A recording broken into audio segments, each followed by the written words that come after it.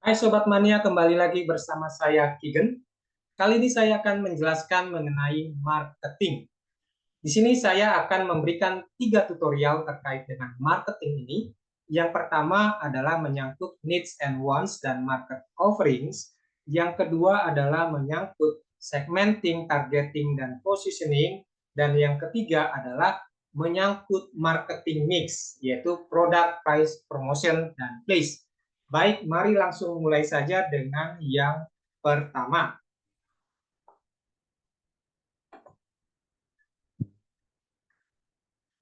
Sebelum menjelaskan mengenai needs and wants dan market offerings, saya akan menjelaskan terlebih dahulu mengenai definisi dari marketing.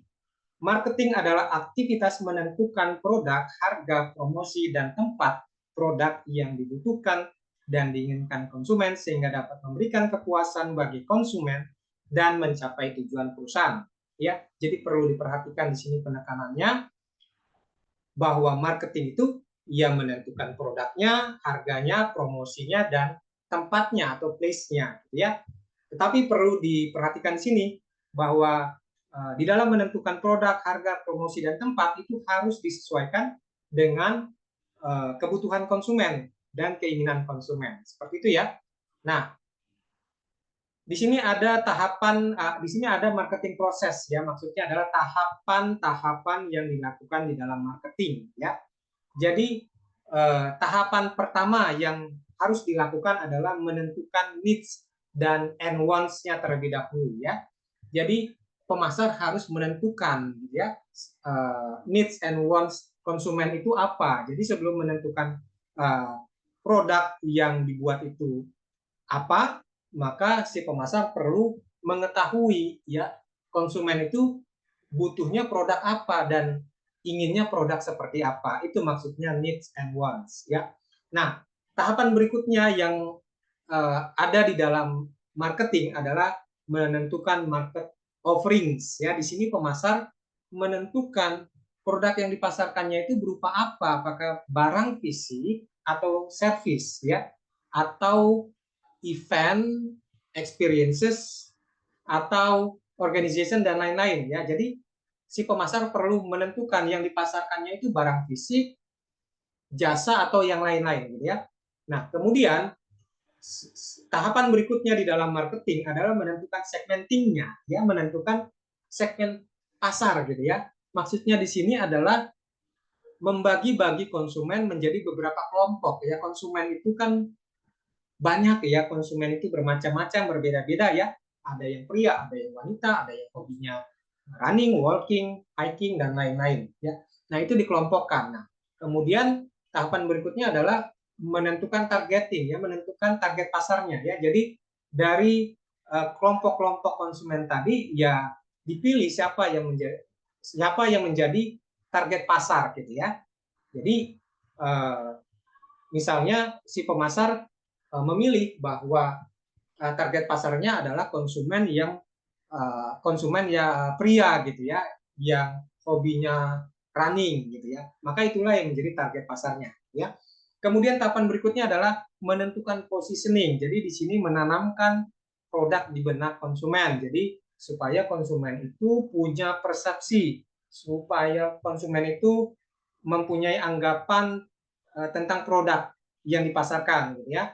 Misalnya pemasar memasarkan produk yang berkualitas ya, maka si pemasar harus membuat cara bagaimana supaya konsumen itu ketika melihat merek, ketika mendengar atau melihat merek produk si pemasar atau melihat kemasan produk si pemasar saja, konsumen itu sudah tahu bahwa produk si pemasar itu adalah produk yang berkualitas ya.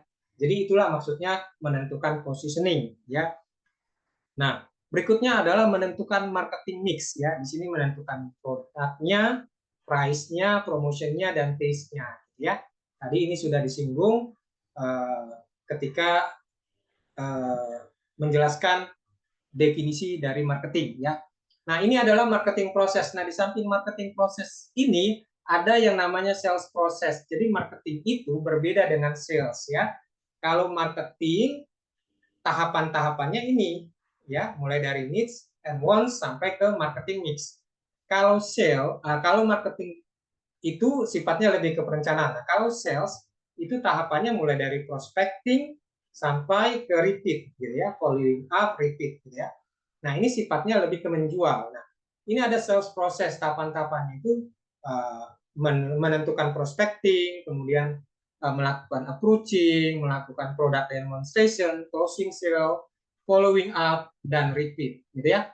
Nah, untuk lebih jelasnya dapat diperhatikan ya gambar di samping ini ya. Ini gambar ini menunjukkan perbedaan antara bagian marketing dan bagian sales ya. Kalau bagian marketing itu lebih banyak di kantor ya, mereka lebih banyak merencanakan, membuat perencanaan di kantor gitu ya. Makanya di sini ada marketing office gitu ya. Nah, kalau bagian sales ya itu lebih banyak ya di outlet ya. Nah, makanya di sini ada sales outlet gitu ya. Inilah yang membedakan antara marketing dan sales. Seperti itu ya. Kemudian berikutnya adalah penjelasan mengenai needs dan wants ya. Jadi kalau tadi kan sudah dijelaskan ya marketing proses, di dalam marketing proses itu ada tahapan pertama itu adalah needs dan wants, needs and wants ya. Ini adalah penjelasannya ya. Needs adalah kebutuhan baik primer, sekunder maupun tersier ya. Misalnya konsumen membutuhkan sepatu untuk lari ya. Konsumen butuh sepatu untuk lari. Ya, itu needs-nya ya. Kalau wants adalah keinginan atau apa yang diinginkan untuk memenuhi kebutuhan tersebut ya. Jadi yang diinginkan konsumen itu sepatu untuk lari apa, sepatu untuk lari yang seperti apa ya. Jadi di sini contohnya yang diinginkan konsumen adalah sepatu untuk lari yang stylish ya, harganya terjangkau, tidak mudah rusak dan nyaman dipakai. Jadi yang diinginkan adalah yang stylish, harganya terjangkau, tidak mudah rusak dan nyaman dipakai. Nah, ini adalah needs dan wants ya. Perbedaan antara needs dan wants ya. Kemudian berikutnya di sini ada 5 jenis needs ya. Nah, jenis needs itu terdiri dari stated needs, real needs, unstated needs, delight needs, secret needs ya. Nah, stated needs ini kebutuhan yang dinyatakan, kebutuhan inti, kebutuhan mendasar konsumen ya. Jadi misalnya konsumen butuh sepatu untuk lari ya. Jadi kebutuhan intinya adalah bahwa konsumen itu butuh sepatu untuk lari. Nah, ini ditunjukkan dengan gambar di samping berikut ya, ada sejumlah orang yang sedang berlari gitu ya. Nah, tentunya orang-orang ini ya, konsumen ini gitu ya, butuh yang dibutuhkan adalah sepatu untuk lari gitu ya. Itu namanya stated needs gitu ya. Intinya itu. Kemudian ada lagi jenis needs yang lain yaitu real needs ya. Nah, ini adalah kebutuhan sebenarnya ya. Ini merupakan penjelasan lebih lanjut ya dari stated needs ya.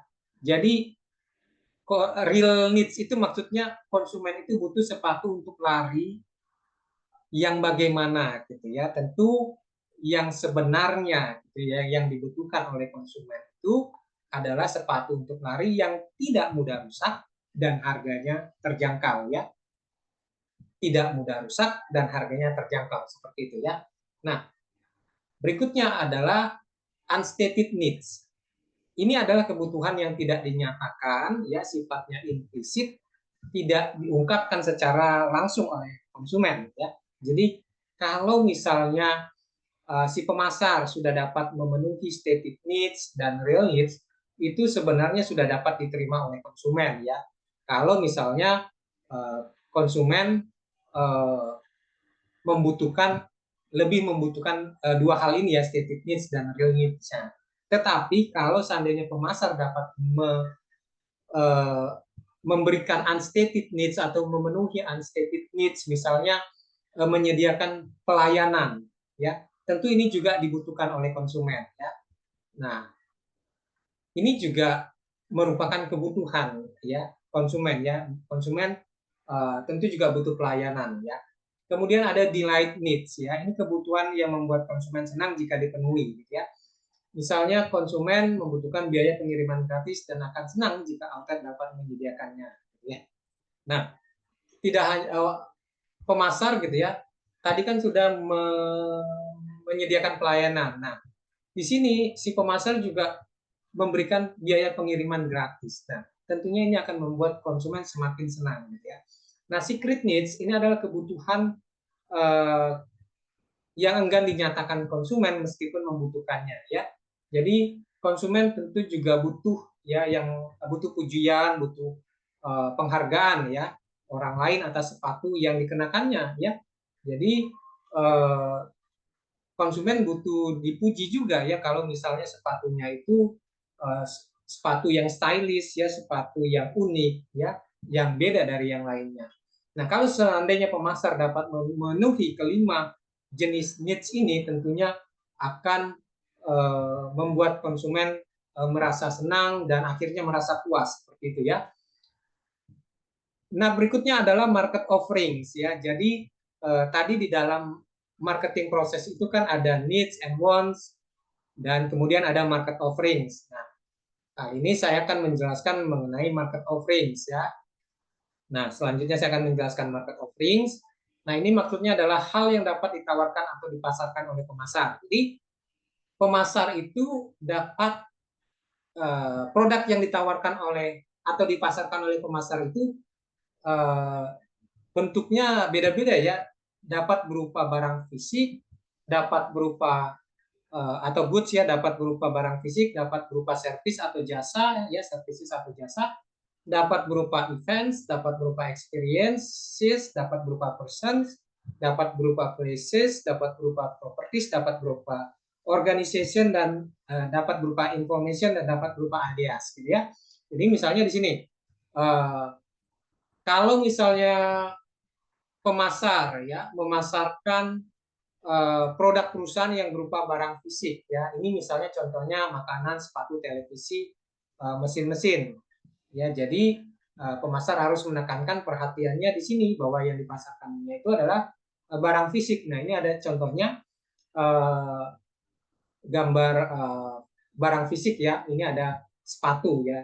Nah, ini adalah sepatu Skechers ya.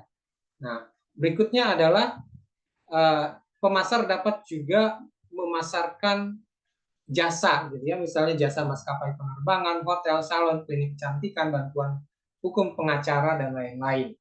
Nah, di sini ada gambar hotel ya, walaupun hotel itu ada bangunan fisiknya, tetapi yang ditawarkan oleh si pemasar itu adalah jasa dari hotel itu sendiri ya, karena jasa hotel itulah yang membedakan ya pelayanan gitu ya, yang membedakan hotel itu dengan hotel lainnya ya.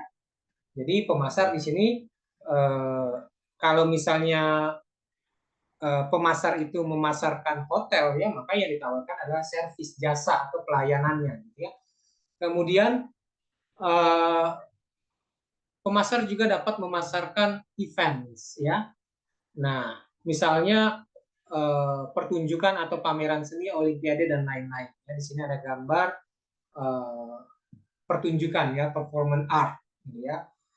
Kemudian berikutnya pemasar juga dapat memasarkan experiences ya. Kalau misalnya pemasar ini bekerja di sebuah industri tempat hiburan gitu ya, maka yang dipasarkan adalah experiences ya. Ya, sejauh mana tempat hiburan ini memberikan pengalaman yang berharga, yang menyenangkan bagi konsumen ya. Experiences ya. Itulah yang ditawarkan oleh si pemasar. Kemudian pemasar juga dapat memasarkan persons.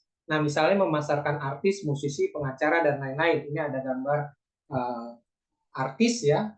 Nah, artis-artis ini kan juga kalau ingin semakin terkenal ya perlu juga dipasarkan gitu ya. Nah, pemasar dapat memasarkan artis-artis ini gitu ya.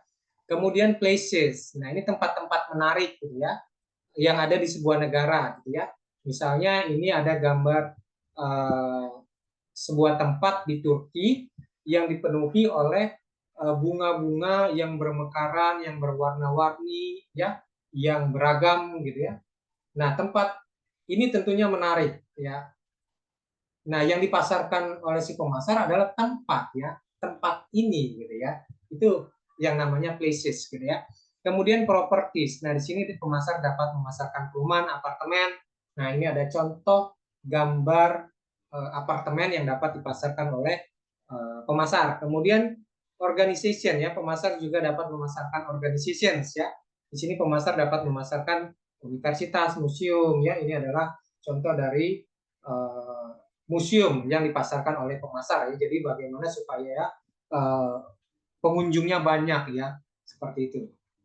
Kemudian pemasar juga dapat memasarkan information ya, informasi. Nah, di sini pemasar dapat memasarkan informasi hasil laboratorium atau cek kesehatan ya, atau juga misalnya pemasar dapat memasarkan informasi yang ada pada majalah dan surat kabar ya, dan lain-lain. Nah, di sini ada gambar majalah ya. Nah, walaupun majalah itu bentuknya fisik ya, tetapi sebenarnya yang dipasarkan di dalam majalah itu adalah informasi yang ada di dalam majalah itu ya. Jadi sejauh mana informasi yang ada di dalam majalah itu adalah informasi yang akurat, yang berharga bagi konsumen ya, yang sesuai dengan fakta. Nah, inilah yang dipasarkan oleh si pemasar gitu ya. Kemudian ada ideas ya. Nah, di sini pemasar dapat memasarkan ide atau gagasan makanan sehat pada produk herbal atau organik ya. Jadi saat ini kan banyak sekali ya produk-produk organik yang bermunculan ya. Maksudnya produk-produk yang dihasilkan tanpa bahan kimia, tanpa pestisida ya. Nah, di sini pemasar memasarkan ide, gagasan ya agar konsumen itu beralih dari mengkonsumsi makanan yang tidak sehat menjadi mengkonsumsi makanan yang sehat, yang organik ini. Nah, itu maksudnya dengan ide ya, ideas atau ide atau gagasan. Nah, itu adalah market offerings ya. Nah, demikian yang dapat saya sampaikan. Sampai jumpa pada tutorial berikutnya. Terima kasih.